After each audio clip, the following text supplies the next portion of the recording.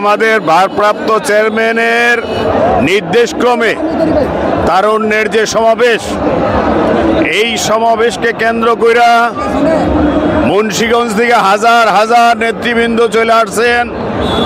বিশেষ করে আমার শ্রীনগর শেষদিঘার যুব সমাজ, স্বেচ্ছাসেবক, ছাত্রদল, প্রতিটা ইউনিয়ন থেকে হাজার হাজার নেতাকর্মী এই পল্টন ময়দানে কানায় কানায় ভরপুর। আপনারা এতেই বুঝতে পারেন তারেক রহমানের আগমনকে কেন্দ্র করে আমরা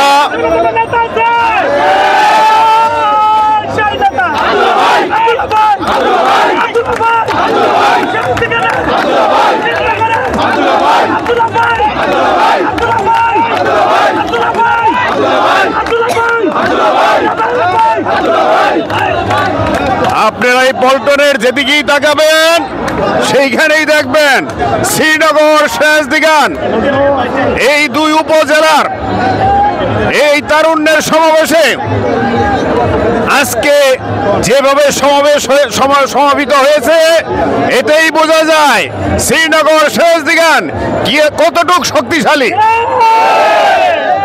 আমরা সবাই তারেক রহমানের অপেক্ষায় আছি, কবে আমার নেতা তারেক রহমান দেশে আসবেন।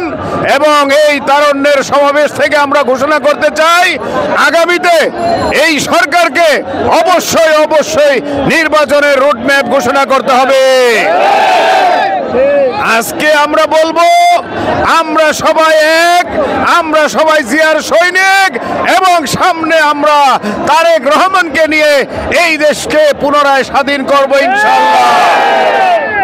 এই দেশের স্বাধীনতা সার্বভৌম রক্ষা করার জন্য তারেক রহমান আমাদেরকে যে নির্দেশ দিয়েছে আমরা অক্ষরে অক্ষরে পালন করে সর্বস্তরের জনগণের ভালোবাসা নিব ইনশাআল্লাহ। আজকে আমি তারুণ্যের সমাবেশ থেকে আমার যুবদল, ছাত্রদল, স্বেচ্ছাসেবক দলের ভাই বোনদেরকে বলতে চাই আপনারা প্রতিটা মানুষের পাশে দাঁড়ান, প্রতিটা মানুষের ভালোবাসা নেওয়ার চেষ্টা করেন। আমার নেতা তারেক রহমান যা বলছে আমরা যেন অক্ষরে অক্ষরে পালন করি এই আশা ব্যক্ত করে সবার সুস্বাস্থ্য কামনা করে আজকে আবারও বলবো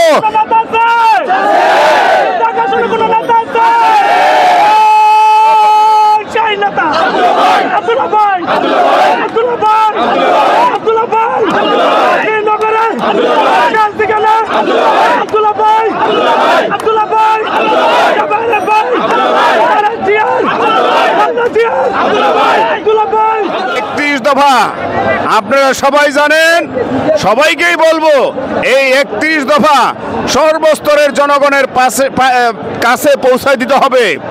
আমরা শুধু শ্রীনগর শেষদিঘা না, সারা বাংলাদেশের নেতা কর্মীদেরকে বলবো আমরা যেন আমার নেতার কথাগুলি স্মরণ করি।